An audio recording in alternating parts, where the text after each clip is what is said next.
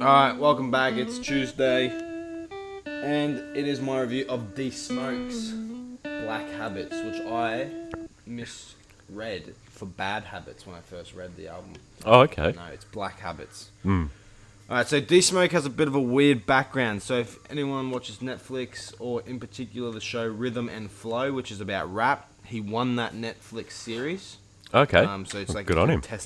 contestant-based show. And then straight out of that, he dropped an EP.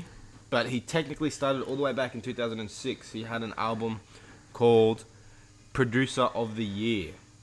Okay. But he obviously didn't gain much traction for this and fell off the earth, faded to black for about 15 years.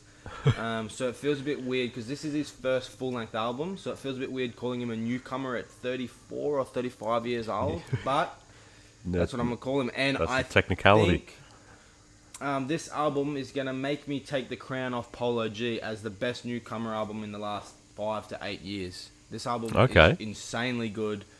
It's incredible front to back and has shades of Section 80 and Good Kid, Mad City by Kendrick Lamar. Very influenced by that, but I'll talk about that later. But I also think it has a bit of influence and throws reference to a bit of Summertime '06 by Vince Staples as well. Oh, yeah. It's not a coincidence that all of these guys grew up in the same area, in around the same area. Him and Kendrick Lamar grew up 20 minutes away from each other, and only about 2.5 years apart. So you can obviously expect them to go through the same things, sort of have the same views on things. So there's not much question as to why he's influenced by Kendrick. He's not so much as influenced by Kendrick. He's influenced by the same things that Kendrick is influenced by.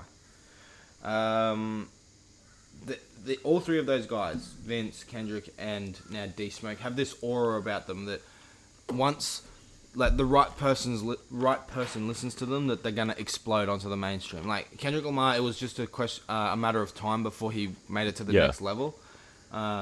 His content was very user friendly. At a certain level, because he talked about real things, and then he went to the next level. And I think that D Smoke at this age and sort of his path, because his brother is Sir or SIR, who's an R&B singer, and his mother actually sung backup vocals for Michael Jackson. So very talented family. Yeah. And yeah, I think that it's only a matter of time. He is coming in quite late, but I think he can explode into the superstardom if he keeps up this momentum. The versatility on this project is insane. I'm going to touch on the sort of genre blending and genre sort of combination a little bit later. But the first half is very quick fire, intricate flows with very dense, layered lyricism. With insane rhyming, and obviously he won rhyme and flow, so he's quite good at that. But the second half really slows down and hits a different groove. Like it's very groovy, very slow, jammy, but still very good. And throughout the album, he what was the word I used? Integrates. That's the word. Spanish throughout the album. So he'll just sing like a verse in English or rap a verse in English. And then just I can't say that word right now. I got intricate on my mind. Integrate a fair amount of Spanish as well. So I will play a few songs like that. I do have a few ready to go. And the production to go with it's very insane. Obviously shows that very Compton, West Coast sort of influence. Dr. Dre, Kendrick Lamar, YG, guys like that. That very West Coast inspired sort of bass heavy, the what's it called? G-Funk esque. Songs like Gasper Yanger, I think I'm saying that right. Free and Like My Daddy. Those ones are a bit airier and a little bit more smooth, but Gasper Yanger has just an insane sample on it. I can't wait to play that for you. It's insane. But yeah. Two different styles of West Coast rap, but two very influential styles and very integral parts of what makes a West Coast rapper so unique to the rest. Like I said, the genres and the styles throughout, he does a lot of jazz, which you see in Kendrick Lamar's work. You see a lot in even guys from Chicago like Saba, Joey Purp, Chance the Rapper. Very popular in the conscious rap world because it's so smooth, and this is a conscious rap album. You take one look at the album artwork, and it's just like his family from like the 80s or whatever. Yeah. And it's like, you're like, oh, that's gonna be, there's no trap on this album.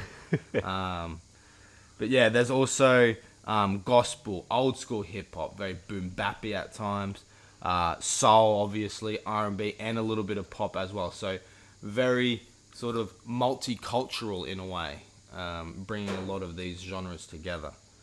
The themes throughout this are what you would expect to see from a conscious rapper like Kendrick, like J. Cole, or someone like that. He talks about politics, he talks about race and racism, he talks about the gentrification of his old neighborhood, and that he would rather have it sort of run down and less valuable to keep it the same. Yeah. He doesn't want all the white people to move in and sort of, obviously, gentrify the area. He said that he would rather buy the whole area to himself so that they can't do that. He wants to keep it the same. Conscious rap obviously needs intricate lyricism and layered beats, which is exactly what this is. So I'm going to break down a few songs, read through some of my favorite lyrics, and then play No Commas and Gasper Yanga. So yeah.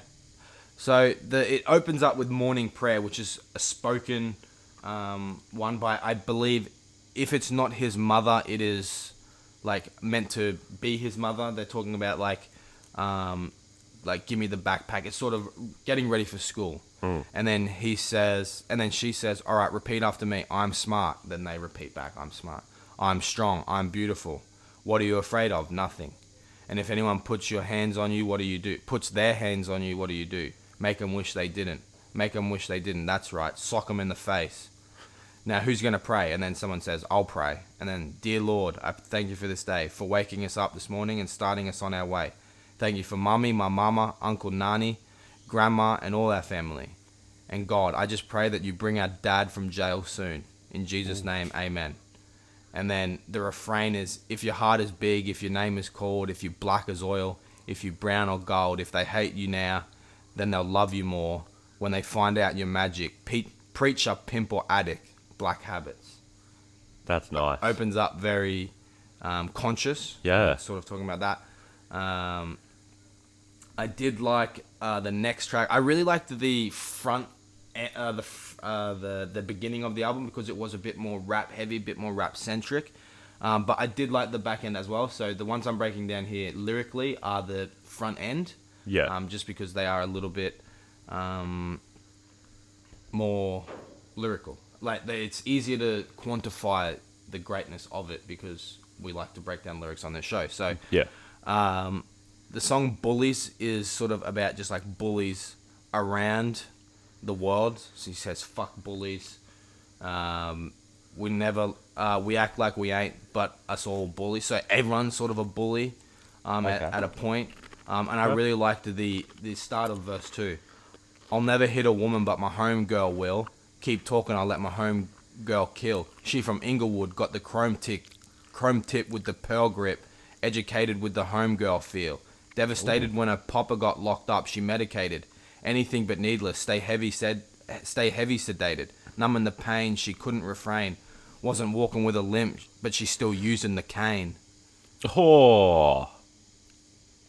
That, I never would have thought I'd hear that. That goes hard. Yeah. And then he does use the Spanish in this song. But I really liked the end. He said, Bully was so bad, the Pyrus and the Crips, they wouldn't mess with him. All the bad guys from the Pyru, all the Crips, all the Crip gangs go out there. Everyone knew he was the baddest dude in America. And then someone says, where's Bully now? And he's like, Bully dead. Ooh, So that, like, that's hard. You don't rely on being a bully. Yeah. He's the baddest man in America, but when that happens, what happens? People don't want you to be the baddest man because they're scared of you. So he got taken out. But No Commas and Gasper Yanga just really go dummy hard. Like he really flexes his muscles on these two tracks. It's just insane. Like He just says, I told him I'm the one for the job, no commas, and I'm serious, period, no commas.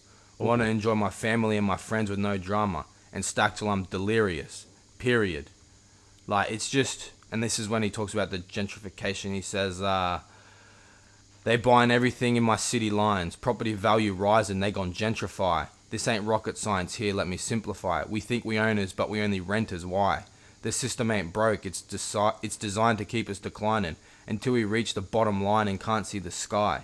Swimming in our misfortune, distorting our vision and eyes glistening. Remember our fallen peers, they listening. Sorry, my dear, they eat that venison. With no remorse, resort to militants. They'll shoot up a church, mosque, or that temple shit. And we shoot up ourselves. We everybody aiming at a neighbor like me. Brown skin, kinky hair, walking in my Nikes. Town shit, Inglewood, about to belong to the Whitey. Unless we buy this shit up and fry this shit up like Snapper. Invest in our own society. Fucking that is hard. Yeah, it's hard on that. But I will play this, and then I'll play Gasper Younger, which is featuring Snoop Dogg. It's got a ridiculous sample, and yeah. Is Snoop good?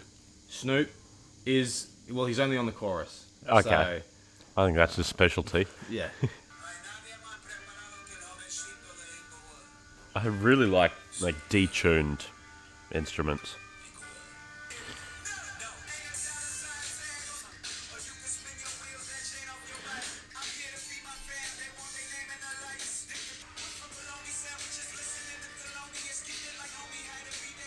That goes hard. Yeah. And then Gasper Younger. I mean, I'm just going to play the beginning, and then I have a part that I want to skip to because it's when he just goes nuts in Spanish, but... Okay. Oh!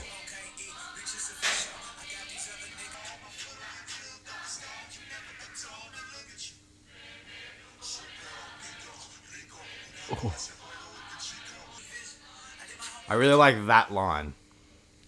People did it like me before. The world is new to this. Red City, plenty homies in the blue division. I really like that. And I really like, in my zone, they leave me alone. I'm good in the wood. Great Pipon, it's in the cologne. My foot on your jug. Throwing stones, you never atone. Now look at you. That's hard. That is hard. But yeah, this album, I mean, look at that. That's a conscious banger album. Yeah. Artwork, if you've ever seen one. But yeah, great album, and I can't wait to hear more from D Smoke. This is just a ridiculously high-produced, high standard of work, and it's genuinely the best album from a newcomer that's sort of had little or no work, because he had an EP and a album 15 years ago, like 14 years ago now, but yeah, like this has shades of Kendrick Lamar. Kendrick Lamar started out as this, essentially, like maybe 10 years younger, but still, like, this has the makings of greatness. Like, one more album a touch higher quality than that, and you've got a superstar. Yeah. I'm giving this a 9 out of 10. Cool. So big numbers. Yeah. Favorite song, Gasper Younger, Falling, Like My Daddy, and No Commas. There you go. Yeah. He came through swinging. Yeah. Be sure to stay tuned, because later tonight you will hear part 2 of Tyler's Sports, and tomorrow you'll hear my review of Lost Treasures by Onyx. That's a wrap.